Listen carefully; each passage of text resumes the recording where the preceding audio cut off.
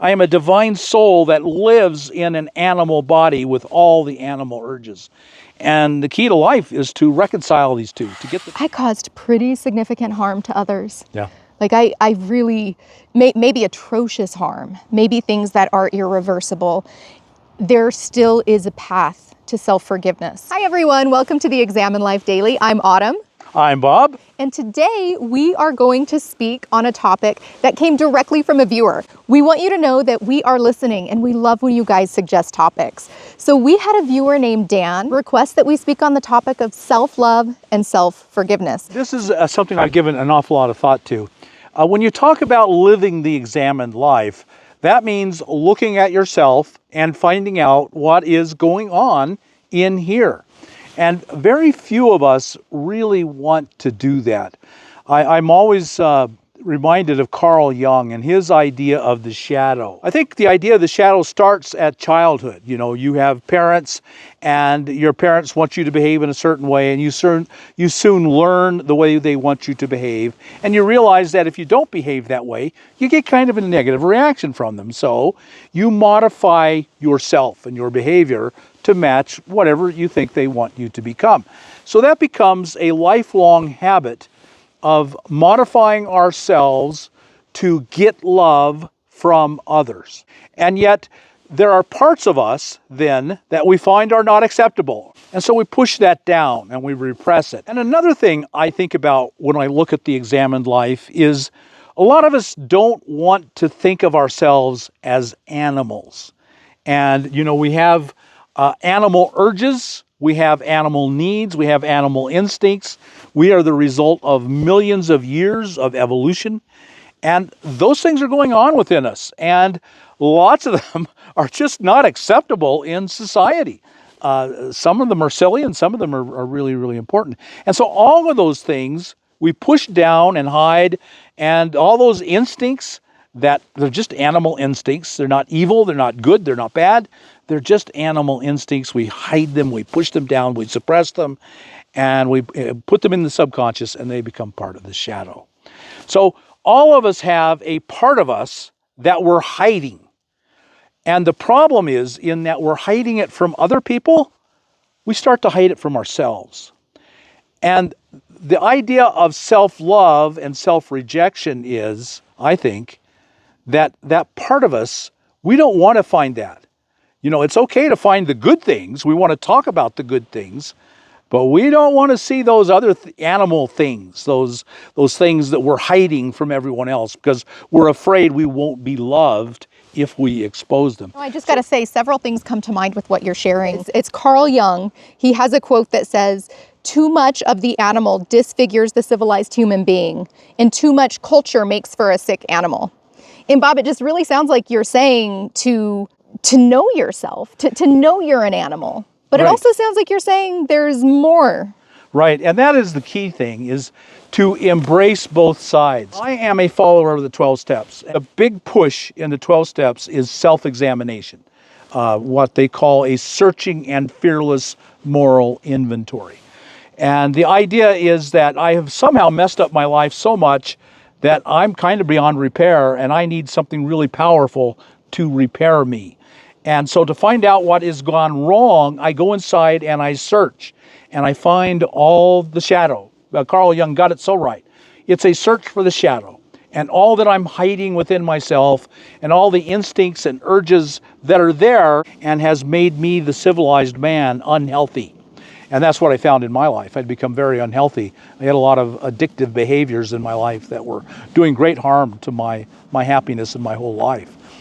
Go to Amazon and look up shadow work, and you'll find a lot of books and workbooks specifically on deep diving into yourself and finding those things. And what Carl Jung said was simply the act of bringing these things out of the shadow in the darkness of the subconscious, the unconscious mind, into the light of the conscious mind would be healing. And that's exactly what I have found. You're only as sick as your secrets, and you bring up all your secrets, a lot of the sickness just falls away. I mean, it just literally falls away, and it did for me. A lot of healing just from doing shadow work. And that's one of the things I'm going to encourage you in this channel, I hope. I want to push ideas of how you can do your own shadow work. So I have become very, very accustomed to doing that shadow work and bringing those things out. And there's this kind of a contrast. One of the ways I think about myself is this paradox of animal and spirit being. I believe fully that I am not just an animal. That's not all that I am. I am an animal, and I have these animal urges. And I'm not just a civilized human. I am a divine soul. I believe that with my whole heart. So I am a divine soul that lives in an animal body with all the animal urges. And the key to life is to reconcile these two, to get them both out, to have them both out in your life, to become aware of them, and to reconcile them to each other. It's okay to have an animal soul. If you get it all out, get the instincts out, the urges out, become aware of them, they will start to heal themselves. And so that's where self-love and self-acceptance come in. If you're not willing to acknowledge the animal in yourself, the shadow that's hiding in there, and you won't bring it out, then it will remain a secret. It will remain darkness. It will remain a festering, toxic poison buried deep down inside that will just ruin your life more and more. That's exactly what happened to me. Bob, can I ask a question that I think might be interesting for our viewers? So first, tell me if this is correct. It sounds like for you, you had this experience where you went into the shadow and you shined a light on it and you looked and you said, wow, this is here. Yeah. And that was transformative. It sounds like that freed you instead of led to shame, humiliation, Right. self-denigration. Right. What do you make of that? That shining the light on it freed you instead of led to self-hate? And thank you. That's such an important question. If you know anything about the steps, after you do all this deep dive into all the muck and the shadow of yourself, the next thing you do is what the seventh step. And the first word of the seventh step is humbly. And what you can find by doing this work, by finding all this stuff, by bringing it out, is humility. And when I did that when I worked my step work and did the seventh step and did something, it was the first time in my entire life I'd ever done anything with any humility. I'd ever discovered any humility. And I've come to since believe that humility is the total awareness and embracing and acceptance of the animal, the urges, the instincts, the 2 million years of evolution that make me up, and also that divine soul that I have, that I bring them two together, and I accept and embrace them both, and that becomes humility. And the key thing is if we don't examine our lives because we're afraid of humiliation. Yeah. Right. And I'm afraid there is an element of humiliation when you're down in your soul, down in your shadow, digging in the muck. It can feel very hurtful and humiliating. But the goal is to not discover humiliation, to endure humiliation. The goal is to arrive at humility. And nearly all spiritual traditions will tell you that humility is the key to the very best possible life.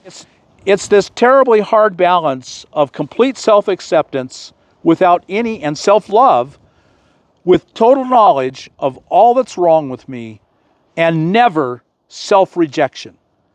There's never room for self-rejection. Instead, what Carl Jung talks about is individuation. Yeah. Do you want to talk a little bit about what he means when he says individuation? So Carl Jung talks about like one of the core aspects of healing is precisely what Bob is actually talking about. It's this acceptance of the self. It's seeing the self fully. It's seeing the self clearly. And yet it's not being so attached to any particular part of the self. It's seeing, as you shared, I am this divine being. I am this civilized human. I am this animal that maybe has done things out of impulse that I regret. And I'm all of them. And I can become something very conscious and whole as a result. In science, there's something called emergence. If you look at an ant, you look at an individual ant, you could never think that an individual ant could become this amazing thing that they become in an anthill. I mean, ants can form armies, they build bridges, they march, they fight with other creatures. There's something emerges out of this one really pitiful thing, this little ant, and becomes an enormous thing, so much more than the sum of its parts.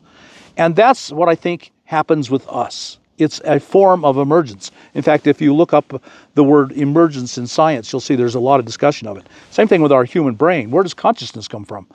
If you look at one neuron in our brain, of which there are billions, you would never think that out of this one neuron and the pathetic little functionings that it performs, that a whole would come together and become a conscious, living human being, become you and I. And so it's emergence. And I believe that this individuation process integrates and becomes and emerges this full, amazing human being that you and I are born to become.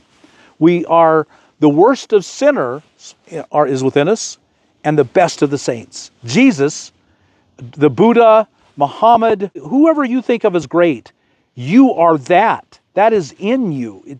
It just wants to emerge. And there's a Hitler in me, and there's a Stalin in me, and I am aware, and I remember that at all times. When I meet someone who hurts me and offends me, I remember they're not the tiniest bit worse than I am. I just was fortunate and found a way forward, and they have not. That's the only difference between me and them.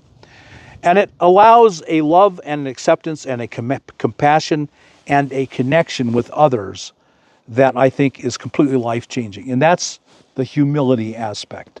I am not in the tiniest little bit better than the worst person I ever meet. I think it's really important to understand and accept the very worst in ourselves. And that's the whole point of the examined life. You've got to be willing to find the shadow, find the bad parts, embrace them, love them, accept them, and then pull them along with you as you grow and mature. Several phrases or quotes come to mind. One is, what we resist persists. Yes. And so I think about how that experience you had of looking yourself squarely, in the mirror, basically, and saying, this is what I'm great at, these are my strengths, and this is where I'm very animal and maybe would like to change things. It sounds like that lack of resistance really was transformative. Absolutely. I literally became a different human being. Yeah. And I've been in meetings where people have said they were changed at the cellular level. Yeah. And I absolutely feel that about myself. Now, it's not a one-time thing. It's done. It's the rest of your life work. Right. Daily self-examination. And that's what this channel is all about. The daily work of the emergence of the amazing human being you can become. Whenever I think of what humility means, because I think a lot of folks have a resistance to humility because they think, well, this is going to be just saying how awful I am. It's going to be self-deprecation. It's going to be just a list of being terrible, and I'm going to walk away shamed.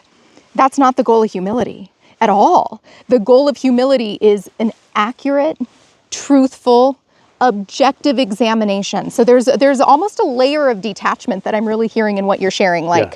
And I think that's divine in so many ways. I think of mindfulness helps us detach to watch ourselves. And Bob, it really sounds like that's what you did. Mm-hmm. Yeah. Humility does mean acknowledging, oh, I've got these areas that I could really, really stand to work on. It's also saying, I came into this world with gifts that I did not create. I didn't even choose them. They were given to me. So therefore, if I'm humble, I have to recognize my strengths as well to do my divine purpose here.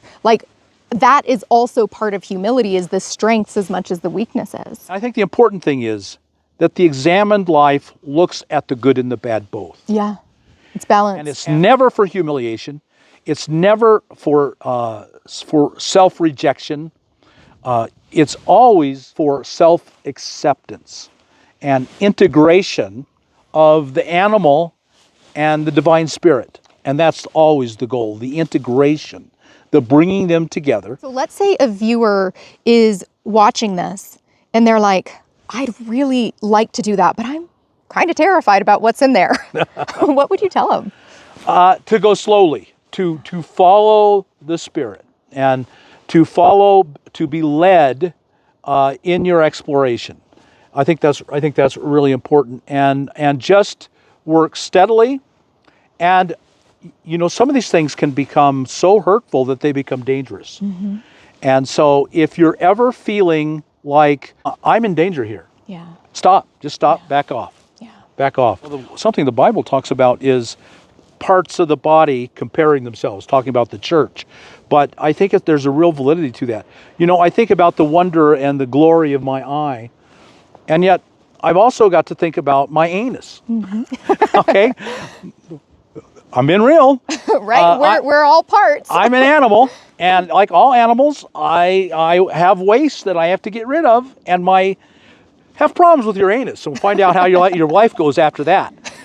It's a valuable part of my life. My whole digestive system, that it keeps me alive. I can never despise or hate it. And I do find myself getting really tired of having to poop every day. You know what? That's a great analogy, though. I absolutely love that, right? Because that's a physical analogy of how and where we can feel shame, how and where, that might stop us from doing certain things. We're nomads. We talk about poop all the time. And I don't know about you, Bob, but when I first started talking about poop on the internet, I would blush the whole time. Now I'm talking about it with ease. Yeah. Here we are talking to you about it. Right? And so that can be our inner poop. That can be the same experience. It is. And there's nothing wrong with it. And it's just part of the entire experience of being a divine soul on this planet. And I think there's a reason. I think that's a divine plan. Well, it's part of humility, right? It is. Yeah, it is. It's like, wow, okay, if I'm just this divine, essentially non-bodied, ethereal being, well, then how do I do anything in this world that's going to be of benefit for others? Right.